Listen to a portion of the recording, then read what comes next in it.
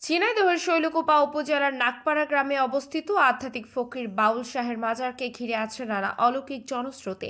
প্রায় 500 বছর আগে পাবনা থেকে এই গ্রামে আসেন তিনি। প্রথমে রাখাল হিসেবে নিয়োজিত থাকলেও তার আধ্যাত্মিক কেরামতি ও অলৌকিক ঘটনার সাক্ষী হয়ে এলাকাবাসী তাকে আস্তানা করে তুলতে উৎসাহিত করে।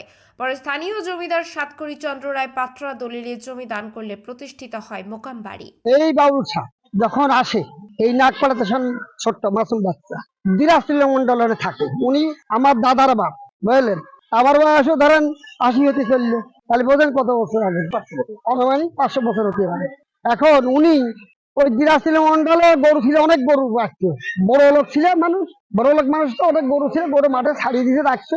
একদিনকে খ্যাত খাচ্ছে গরু, বুঝলেন। তখন উনি শিয়ানা হয়ে গেছে, যখন খ্যাত খাবে তখন উনি শিয়ানা হয়ে গেছে।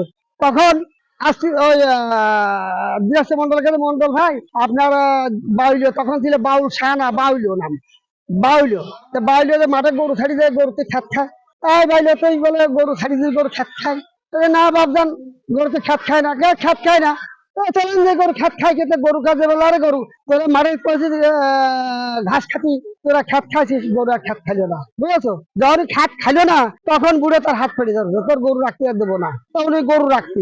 এই নিয়ে দুজনের মতদ্বন্দ্ব হয়। মতদ্বন্দ্ব হলে পারে তখন উনি আর থাকলো না, না থাকে এই ছিলেন বেতের বন, এই বনে উনি মাথা ছেলে দেয় দিলি পারে। তখন দিয়াশিল মন্ডল দিলে আমার মান সম্মান থাকলো না, তখন উনি আসে এই বাগান কাটিয়ে কুটে দিয়ে একটা ঘর করে দেয়। এই ঘর করে দিলে পারে তখন তার কিরামতি ছুটলো, বললেন। একজন আসলি একটা কাম করে দিলি, তার হাতত দেয় করে ও করে, কখনো বাড়ি এই সময় বিল্ডিং বিল্ডিং হয়নি। বর্তমানে মাজার এলাকায় মসজিদ, পুকুর ও বেষ্টনীবদ্ধ জমি রয়েছে। বিশেষ আকর্ষণ মসজিদের ভেতরে অবস্থিত দুটি কবর, একটি বাউল শাহের, অপরটি তার প্রধান শিষ্য জমির শাহের।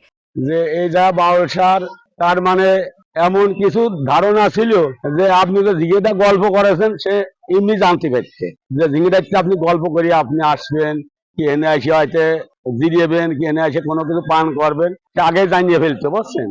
আর এনাটা এমন বাউন্ডারি ছিল যে যদি কোনো লোক চোর এসে যদি কোনো কলা কাটতে গেছে, কলার কান্দি পোষ দিয়ে ওই পালি ছিল। কিন্তু দেখা যাচ্ছে ফকির যাই বলবে যে কি ব্যাপার তুই কলা কাটতে আইছিস, তুই আমার কাছে শুনিয়ে আসবি, যাতে ফকির যাই না কওয়া বন্ধু সেই লোক জানতে পারিনি। তার এমন কিছু ধারণা ছিল। জনশ্রুতি রয়েছে কবর দুটি প্রতি বছর ঘূর্ণায়মান হয়ে তাদের আকৃতি পরিবর্তন করে। মসজিদের পাশে আরেকটি কবরে শায়িত আছেন শিষ্য আজিম শাহ। মুরব্বীরা ভালো জানে, আমরা যেটুকু শুনেছি বাপদাদার কাছে, বাউল শাহ দাদা যা বলতো তাই হইতো। হেনে দেখা যাচ্ছে একটা ফল আপনি না করে তার কাছে না করে হাত দিচ্ছেন, 7-8 দিন শুনেছি যে ওইভাবেই থাকতে হয়, যে সে এসে বলবে, কথা বলবে, তারপরে কাঁঠাল দেওয়া ছেড়ে দেবে। আবার এই পুষ্করিণীতি আগে নৌকো ভাসতো, সোনার নৌকো ভাসতো, পরে পোলা ভাসতো, এইসব শুনেছি। আর আমরা একটুক বয়সে মানে আমার চাচা এনে থাকতো প্রথম, আমার চাচা মারা গেছে, তো আমার দেখিয়ে বহুত কিছু দেখাইছে, বহুত কিছু আছে। বিভিন্ন ধরনের লোক এসে এনে দেখে, এনে সালাম দিয়ে যায়, এনে কিছু টাকা পয়সাও দান করে। এনে ধরেন 70-80 বিঘে জমি, এই যে নামাজ কালামি পরে মানুষ সবাই গ্রামের লোক খুব শ্রদ্ধা করে। আর মানে আর আমার আশপাশে যারা বাড়ি আছে, আল্লাহর রহমতে কোনোদিন কোনো ক্ষয়ক্ষতি হয়নি আমাদের। যতবার ঝড় আসুক, তুফান আসুক, কোনো ক্ষয়ক্ষতি হয়নি। বলা হয়ে থাকে বাউল শাহের দোয়ায় খরা কেটে গিয়ে বৃষ্টি নেমেছিল, মহামারী ও ফসলের ক্ষতি রোধ হয়েছিল, তার পানি পড়া, তেল পড়া ও ঝাড় ফুঁকে বহুবিধি নিরাময় হয়েছে। ফলে নানা কোরবানি, দান খয়রাত ও জমি জমার সৎকায় সমৃদ্ধ হয় মোকাম বাড়ি। মানে তার আল্লাহ এত ক্ষমতায় দিয়েছিল যে এই দেশের মানুষ আসিয়ে চিকিৎসাপত্র হয়েছে, জমি তার নামে 90 বিঘে জমি দান উত্তর করে দিয়েছে। তারা এখানে আছে বলেই মসজিদ সেও করেছিল, মসজিদ করেছিল, ছোট একটা মসজিদ করেছিল। আর ওমেনদের একটা কাছারি ছিল, মানে বসতো। তবে সময়ের প্রবাহে 6টি প্রাচীন ভবন বিলীন হয়ে গেছে, আর ভক্তদের উদ্যোগে নতুন মসজিদ নির্মিত হয়েছে।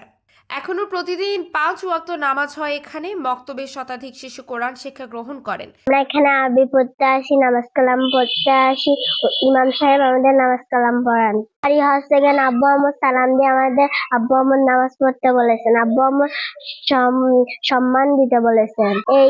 এই রাস্তায় যে যারাই যাবেন, বুড়ো মুরব্বী মানুষ যাবেন, তাদের জন্য আমরা সালাম দিই, তাদের সাথে আমরা ভালো ব্যবহার করি, তাদের সম্মান করি। তবে সরকারি তদারকির অভাবে মাজারের সম্পত্তি তছরুফের অভিযোগ উঠেছে। এলাকাবাসীর দাবি, আধ্যাত্মিক ফকির বাউল শাহের স্মৃতি সংরক্ষণের রাষ্ট্রীয় উদ্যোগ জরুরি। 2.5 মাস থেকে 3 মাস এই জায়গা খেদমতে ঢুকছি, আর এই জায়গার মসজিদের ইমাম সাহেব নামাজ কালাম পড়ায়, বিকালে আছে শিশুদের কোরআন শিক্ষানো হয়।